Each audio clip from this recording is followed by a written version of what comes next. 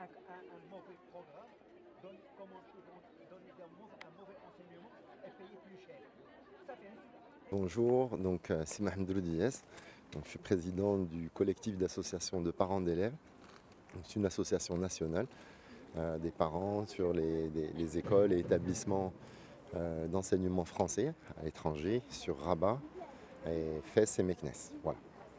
Donc aujourd'hui nous sommes mobilisés derrière les enseignants et derrière l'association Français du Monde pour défendre la qualité de l'enseignement et plus précisément la mission de l'Agence de l'enseignement français à l'étranger. Donc dernièrement, des coupes budgétaires très importantes ont été appliquées par le nouveau gouvernement français.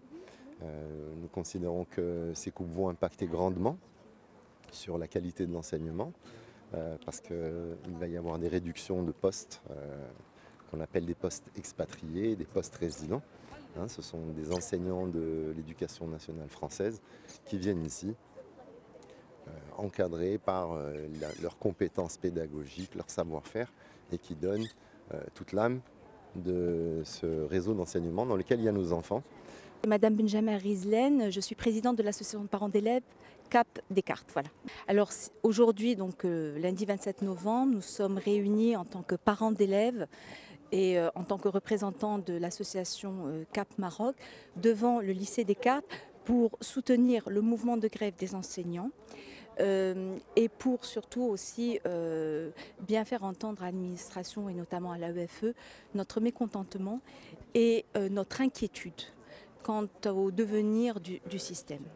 Alors rapidement pour expliquer, il faut savoir que le gouvernement français a décidé en juillet 2017 de supprimer 33 millions d'euros du budget alloué pour l'exercice 2017 de l'AEFE et prévoit la suppression de plus de 500 postes d'enseignants au niveau monde à l'horizon 2020. Comme le Maroc est le premier réseau des établissements français à l'étranger et donc il a le plus grand vivier, on va dire, d'enseignants, évidemment, nous serons les premiers touchés. Alors la suppression de ces postes concerne notamment les postes d'expatriés, qui sont pour nous des postes extrêmement importants, puisque ce sont généralement des enseignants qui ont une mission de conseiller pédagogique et c'est eux qui vont encadrer les enseignants, notamment les enseignants en contrat local.